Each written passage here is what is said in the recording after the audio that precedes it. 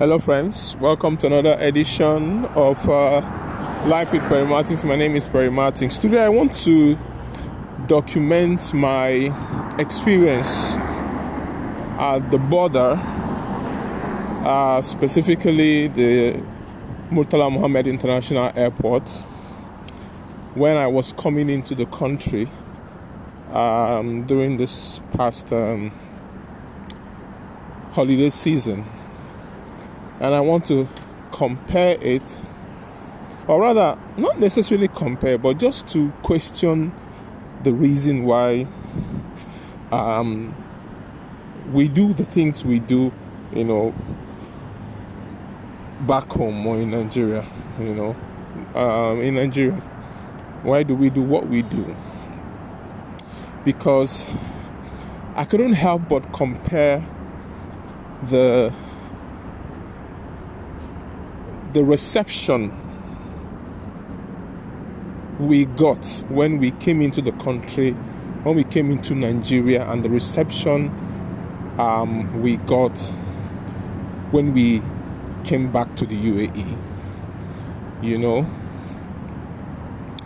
and I know this topic has probably been overflogged. People have talked about it. A lot of Nigerians who are living outside the country have talked about it so much, but I just want to document my experience so that if we ever get to have a government that is taking service delivery serious, so that they can find enough evidence of Nigerians who have experienced this thing and work with that information to change the experience we have or we encounter at the behest or at the hands of customs and immigration officers and general law enforcement in Nigeria. Now, 2 years ago we had, 2020, we had NSAS. I think it was 2020, right? We had NSAS protests, 2020, yeah. We had NSAS protests in Nigeria. Young Nigerians were protesting the brutality of the police force and general law enforcement in Nigeria. And I think by extension, that cancer affects every other part of our law enforcement. Our law enforcement officers or general public servants, that are uniformed, maybe minus the army, right? Even though they have their excesses once in a while, but I think they are probably one of the most professional. The others, I don't understand what's going on. And this is with all due respect to every well-meaning uniformed officer out there who is doing their job diligently. Unfortunately, the bad eggs are much more in number, or are influenced to just be brazen with their actions. So we got into the country in December. We got into the country in December, came down from a flight, came into the arrival. So there's this, if you come in through the old airport, there's this arrival area where you come in. Maybe you come out of the airplane through that alleyway. I don't know what to call it. But that pathway that just leads you from the airplane into the airport. So we come in, and there was this first set of non-uniformed of people. I don't know whether to call them officers, because they did not even identify themselves, and they don't have anything to identify themselves, but they were the first set of persons who asked us for our passports, right? They were not wearing uniform, plainclothes people who asked us for our passports. We showed them passports, right? Something caught my attention. All the Nigerians that were coming in, they were asking them for passports, but they were not necessarily asking people who were wearing black. So there was an Indian man beside me.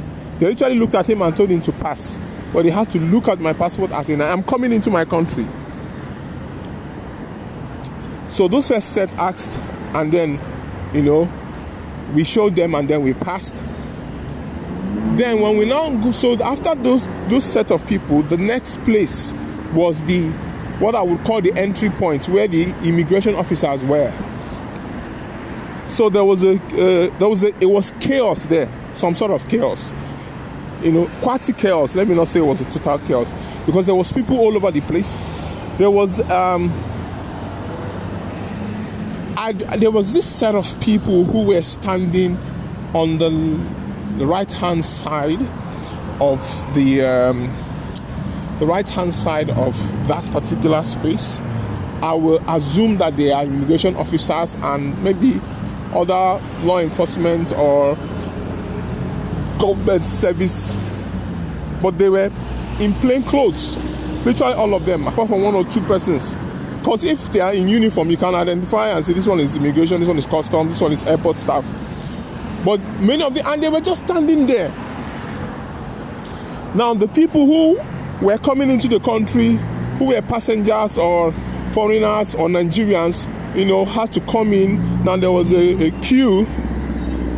There was a queue through which one is supposed to go through. Then there was a particular queue, not necessarily a queue, but a path that was supposed to be for women and children. Now, coming into that place is a mix of both Nigerians and foreigners. And there are labels. If you have come through this part of the airport, there are labels that says Nigerian people with Nigerian passports, non-Nigerians, right?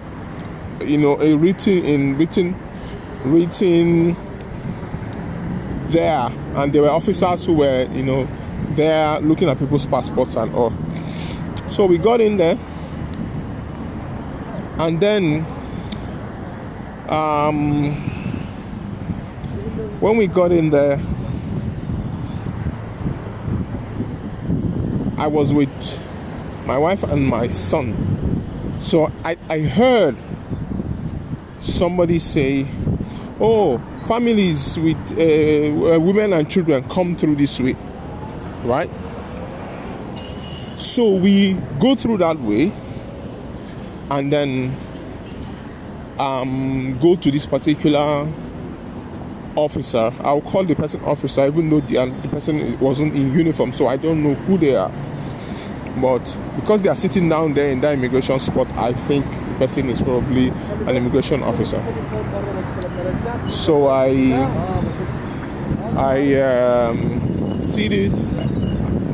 walk up to the guy. He was sitting down, wearing a mufti, and he said, "Where's your passport?" I show him my passport.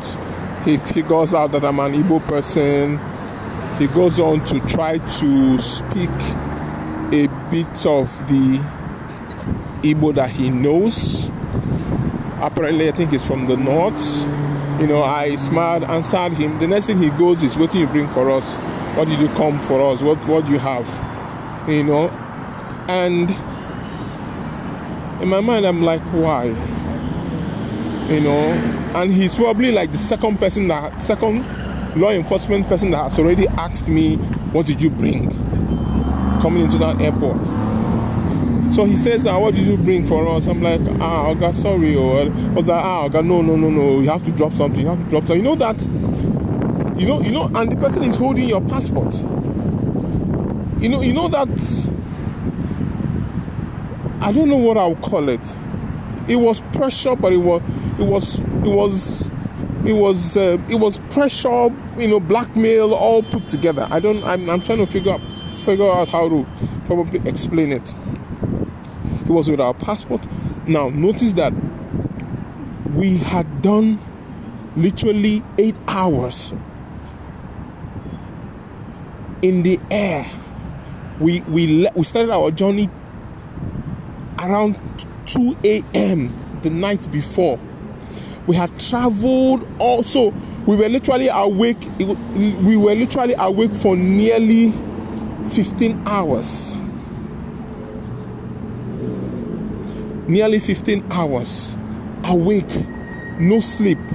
In fact, 24 hours, because this is literally from like, because your flight was in the middle of the night around 3 or 4, so you had to get to the airport like around 1 or so or 2.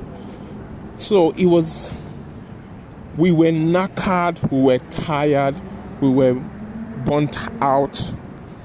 You know, what you wanted to do at that time was just to get to your destination and just sleep. These guys, they don't care. Was busy asking me, what did you bring for us?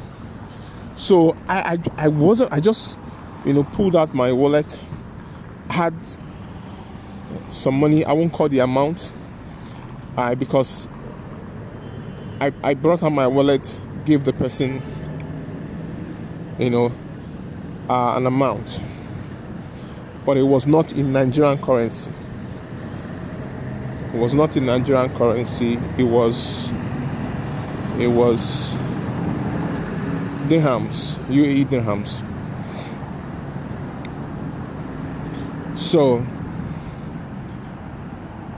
and then immediately I gave him, which I'm wrong, because now that I'm thinking about it, I'm wrong. And this is my first time coming to the country from another country, so all of this is new experience for me, and I think those were the challenges, because I'm thinking about it right now. I'm like, subsequently I'll never ever do it. So I give this guy this amount, and he points me to another direction and say, go to this place.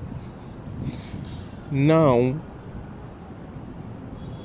where he pointed me to go to, I go there, and it was still within the same space. There were people who were there. I suspect they were not Nigerians, because they were filling a particular form that we weren't filling. So I suspected there were foreigners who were coming into the country and had to fill that form. And that was where this guy pointed me to go to. So I go there, and I see them filling that form. So I was not too sure of what I was going to do there. So, and this was, I remember that this was the same area that, remember those people I told you that were in plain clothes, that were standing? Yeah. So this was around the area where those people were. And these were officers, or either they were officers of customs, or officers of immigration, or airport staff, or whoever, but they were just standing there, and they seemed very comfortable. So this is like they are used to the entire scene.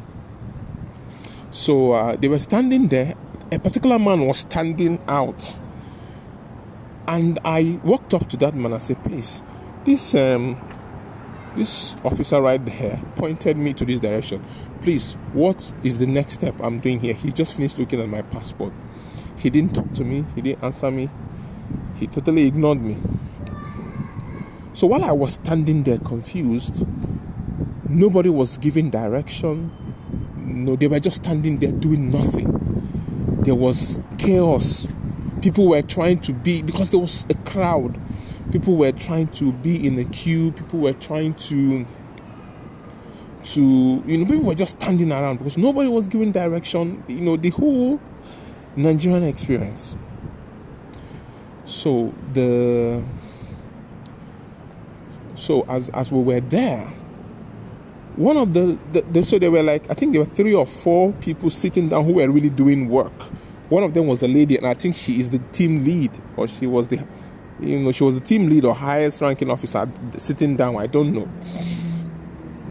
So she was obviously worried that there was a crowd and that there was no direction. And she now shouts in my direction where I was. There were other people there. What is going on there? Why are people standing there? You, come. So she points in my direction. I look towards her. I said, are you me? She said yes. So in my mind, I'm like, okay, thank God, opportunity for me to ask somebody what exactly is going on. So immediately I get to where she is. She was like, "You, why are you standing there? You don't want to join the queue. Where's your passport?" So I didn't know what she was planning to do. I said, "Oh, my passport. Here is my passport." And I was not trying to explain to her that I just came from this other officer who was beside her, but a little bit away from her, who just looked at our passport. The lady collects my passport, our passport, and sees it. That is, she collected it, kept it on her table, and said, "Go and join the queue." And I'm like, "No," and I was like, "No, I don't understand. I'm just coming from that queue. Somebody said women and children come through this way. We came through there. We were attended to by this other guy, though sincerely." Okay, no, I didn't tell her this now, right? I didn't tell her this part, but sincerely, the guy that looked at our passport, I couldn't for the life of me figure out what exactly he did, because he just looked at the passport, looked at our passport, asked us where we were coming from, and asked us for money. That was all he did. I didn't see any official work that he did. And he was wearing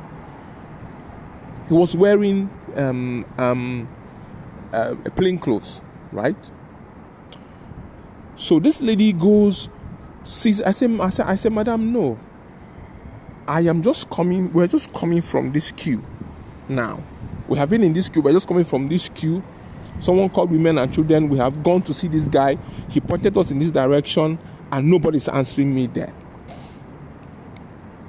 So, but what pissed me off was that she was willing to punish me for the inability of him and his, for the inability of her and her team to organize the people who were coming in from different parts of the world into Nigeria. She could not organize. If she was the team lead, she could not organize that place. She couldn't bring a sense of order, and all she thought to do was to punish someone that was coming into the country for not being in a queue.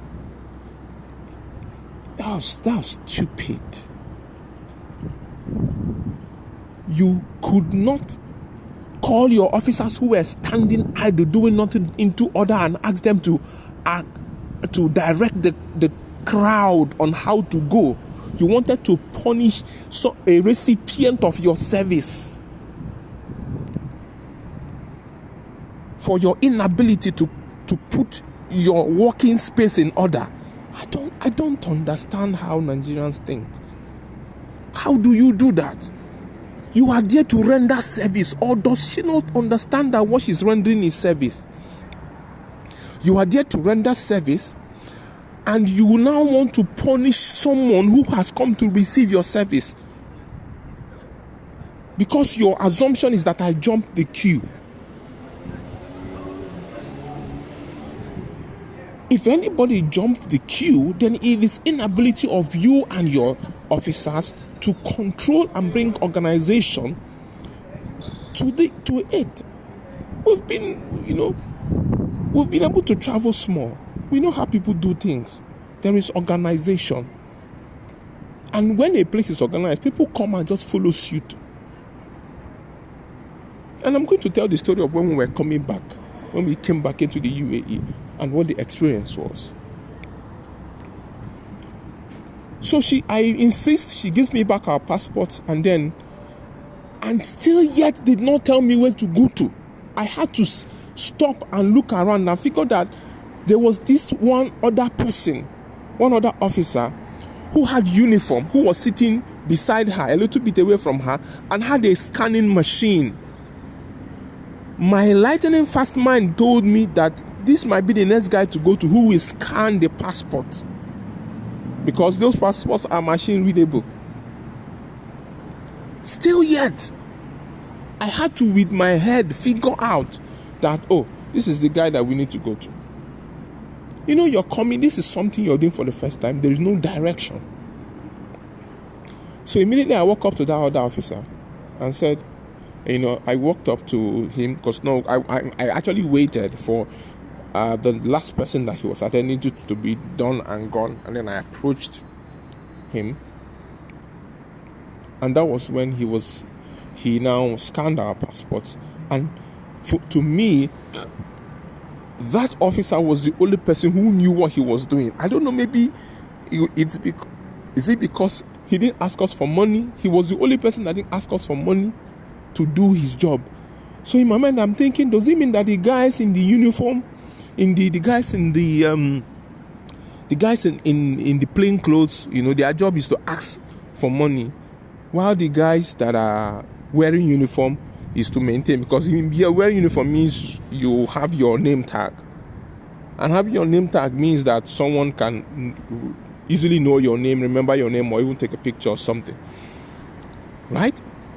So I was now asking myself, the first person that looked at our passport, because this last guy who has the uniform was the real person who did the job, which was to scan, which was the only thing that was supposed to happen at that point. Scan passport to confirm that the person coming in is the person bearing the passport, and then you move on. This is going to be long, but I needed to just do this. But let me just see how I can rush it. So this guy scans our passport, and then, I figured out that was the end, because I didn't see anything else. Nobody was giving any direction. We now leave there to go in to pick up baggage. We were in baggage collection for more than 3 hours. We had 4 bags. I was able to get 2 on the what do they call that moving thing that carries bags around? The conveyor, right? Conveyor. I think that's it. So we're able to get 2 on the conveyor.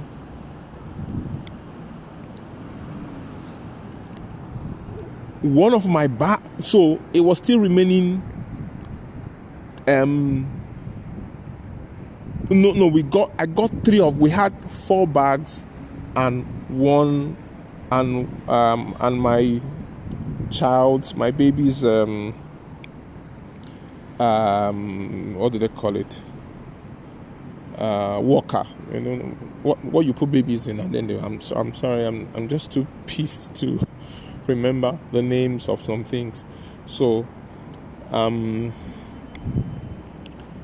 so we had 4 bags, and we had this baby. I'm trying to call it trolley, but I know it's not trolley, right? So I found, after we have stood there for about 3 hours, I found 3 bags. It was remaining 1 bag and the trolley, and nobody was saying anything. No instruction, no direction, nothing. The place was chaotic. It was hot. It was it was crazy. It was crazy inside that baggage collection area. There was so much people. There was no light. People were tired. It was stuffy.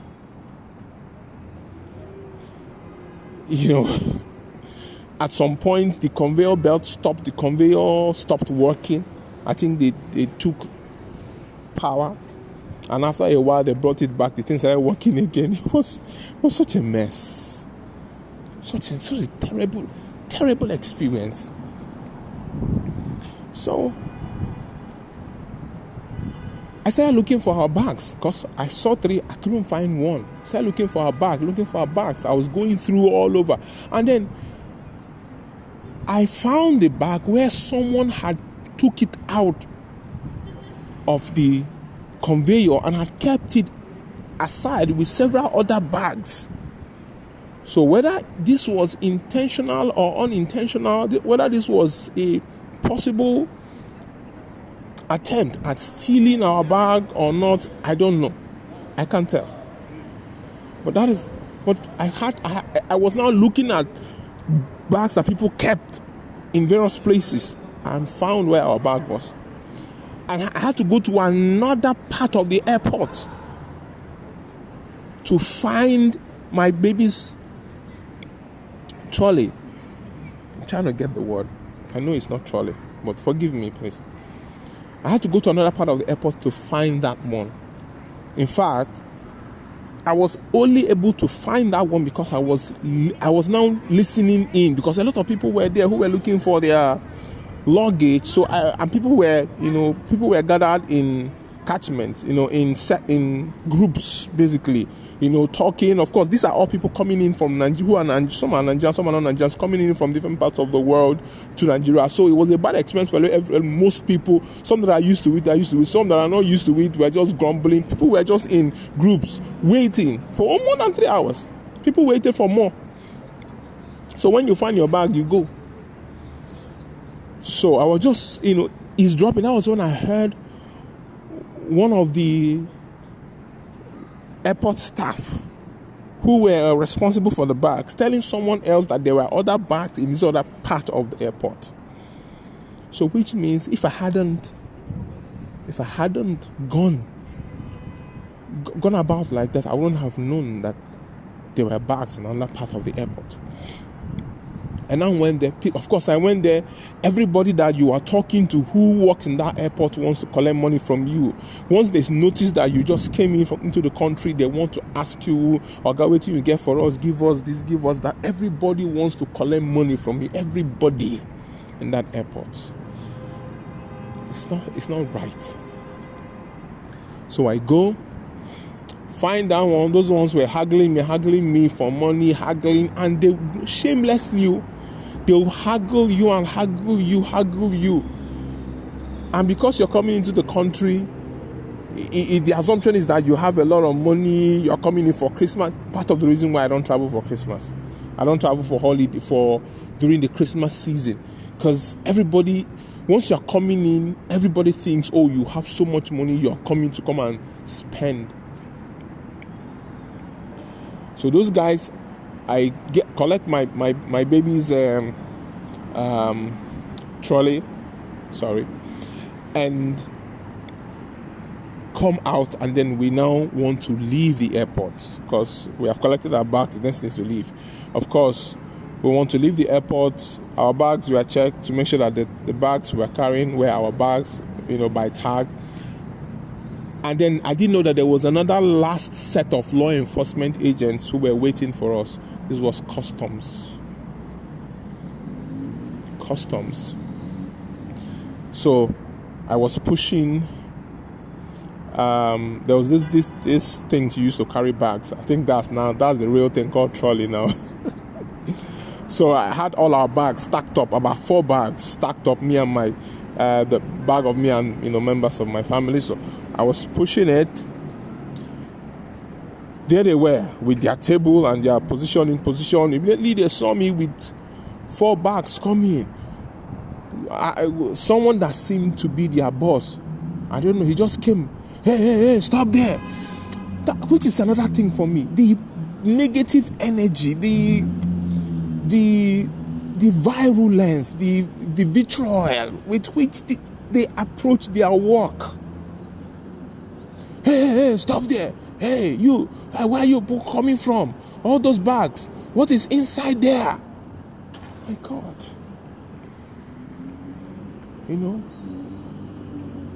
So immediately he shouted that. All his boys, in quotes, came around me. What is inside the bag? What is inside the bag? I said, oh, these are our clothes and things that we bought for friends. These are the words I used. 2 words I used. And everybody who I told this thing was like, you shouldn't have said things that you bought. You should have just said personal belongings. This is me trying to be truthful to a law enforcement officer. This is me, because the thing is, if they open that bag, what they are going to see is our personal belongings and things that are not so things that are bought, meaning things we bought for ourselves and for that gifts we want to give people. And they see me stupid. I don't know. I don't want to call myself stupid. I don't also want to blame myself for being truthful to a law enforcement officer. But it's just that the law enforcement officer is a predator. They are predators.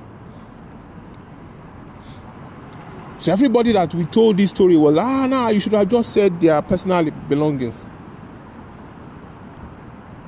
But this was Me, tired, hungry, knackered, worn out from long hours.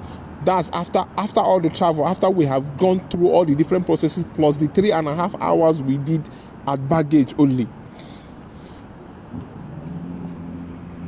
So I get there, and immediately the guy hears personal our clothes and things we bought. Say, hey, take all of this thing all this bag into the office. Search everything.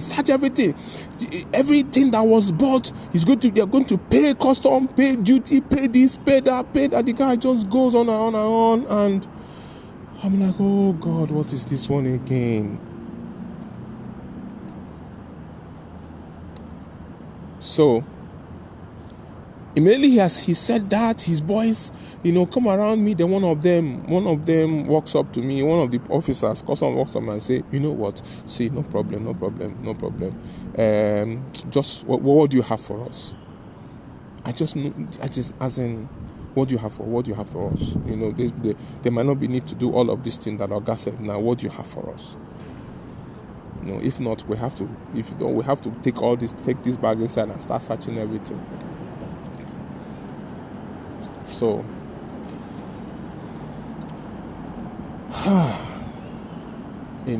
and then he now pointed me to another person. So what I noticed is that there is airport staff who are conniving with the law, with the government, that is federal officers. So there is the custom officers, and then there's the airport staff who are conniving with them. So what I noticed, and this is me just thinking about it afterwards, later on, that they work together. The airport staffs are the ones who do the collecting and the accepting of the money, and they now account to the custom officers. That's one thing. This is me now just thinking about everything later on, and now understanding the gimmick that is going on there. So this custom officer now directs me to this airport staff. I'm saying this now in retrospect, not that I knew what was going on at the time, because all of them looked the same to me, or rather I didn't even know which was which. This is my first time. So that one now says, so what do you have? And they're all criminals. Sorry to say. But when you are predatory like that, do your job instead of scaring people. So this guy says, what do you have for us? And they are saying it, they are charging you, they are, it's not like we are afraid of anybody or anything, but I just want to get out of that place. I put my hand in my wallet. This time around, I'm going to say, I put my hand in and the only money I had in me were all foreign currencies. Some dollars and some dirhams.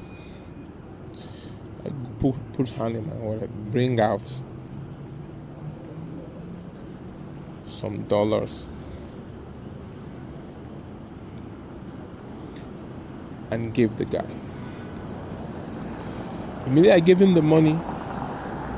He signaled the other junior officer that I had given them some money.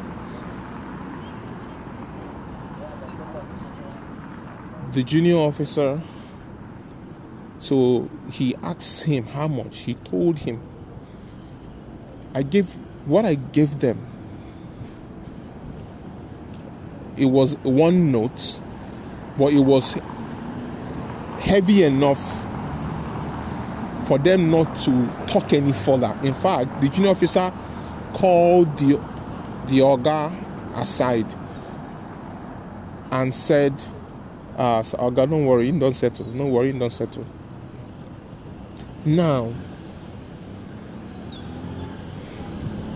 Now, when I just gave them that money, there's this lady that came that I wish she had come earlier. That lady came and said, she was wearing plain clothes, and she just came and said, oh, what's the problem? What's the problem? So I said, they are saying they have to search my bag, I have to pay them. So she was like, there's nothing incriminating in your bag, no problem, allow them to search. Right? Now, anybody who is familiar with law enforcement in Nigeria knows that anything can happen. They can frame you, they can do all sorts. So the faster you're able to get out of that place, the better. Right? So, but this lady comes and says, oh, look, if you don't have anything, in the bag that, is incriminating. And there was nothing in the bag. We just have our clothes and the things that we bought. Exactly what I said. Things that we bought were just clothes and shoes that we bought for people. Nothing. So, I mean, you listening to this now, you'll be like, you made mistake. And yeah, I accept. But then again, I was just being truthful. These are questions that you are asked at the airport. What is inside your bag? You have to be truthful enough to say, because if they now open the bag and search and now find it, you have to now start defending what you did not talk about before. So, when this lady said that, in my mind I'm like, but this is coming late because I already gave them money.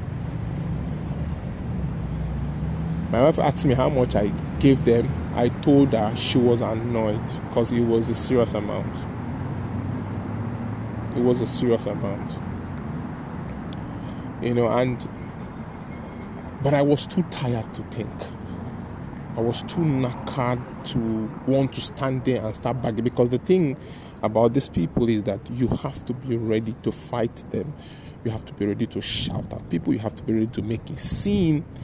And that was that.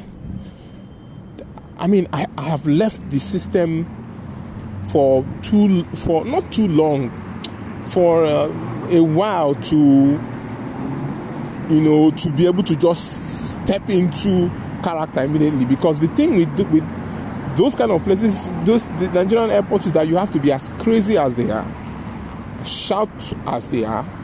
You just have to, or maybe not shout, but be in all your senses to be able to begin to argue. I wasn't just in that space. So, cut the long story short, we left the airport, and I felt bad. That is one part. I don't want to tell the story of the other rest of things. This journey to Nigeria was, the first 48 hours was a bad experience. It was a bad experience. Not for us, but from the receiving end of everything that was supposed to be a service that was rendered to us as people who were coming into the country. Right? So now let's compare that to when we were coming back. When we were coming back here, we got into the country here, to Dubai. Got into the country. Same thing. Family, women and children, come through this way. Oh God. There were attendants, both government officers, in fact, government officers and airport staff, who were very helpful. They literally opened the barricade. When they saw me with my son, they opened the barricade for us to pass through. People were literally doing their work. They opened the barricade for us to pass through. We passed through, stood in the queue. There was one other person. Immediately the person left. They asked us to come. We came. We asked for our passport. We gave him passports. One person spoke to just one person.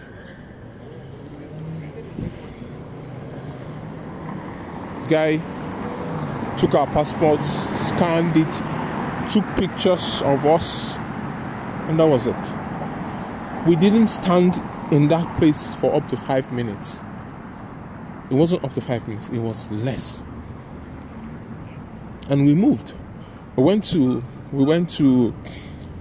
pick up our bags, because there were a lot of flights that came in that day. So I think we picked up in 30 minutes or maybe 20 minutes or so. We were able to pick up our bags. 20 we were able to pick up our bags, and then we left.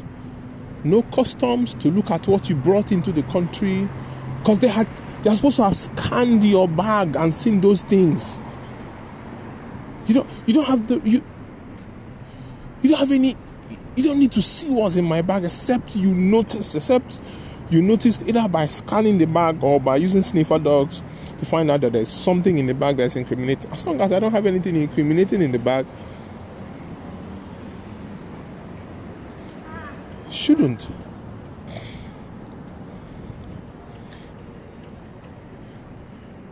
The first contact with government officers, smooth.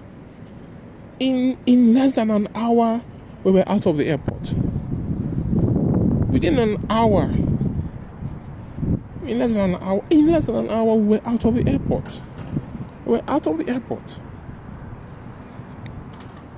So I keep thinking, how can we get it right in Nigeria?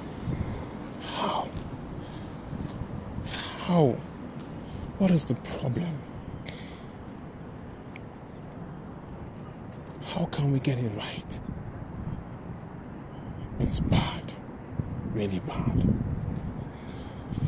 Guys, I don't know how many of you will listen to this, but thank you for listening. This is me just pouring my heart, about experience. Government officers are rendering service. Police is a service. I think they used to call it police service before. I don't know. It's a service. Customs is a service. Immigration, it's a service. You can't always assume people are guilty before proving that they are guilty. Just do your job. Must you ask people for money? Every corner in that airport, somebody is asking you for money for something that they are not supposed to ask you for money for. Every corner of that airport. The experience was such that me and my wife were like, we're not going to be having this experience in a while. And when you now experience these things, you now remember why a lot of Nigerians rarely come back. Because when you go out and experience what civility is, what excellent service delivery can be, man, you don't want to go back to craziness, bitterness and anger. Everybody in that airport is coming at you with a charge. Thank you guys for listening. This is me just ranting. Have an amazing day. Bye.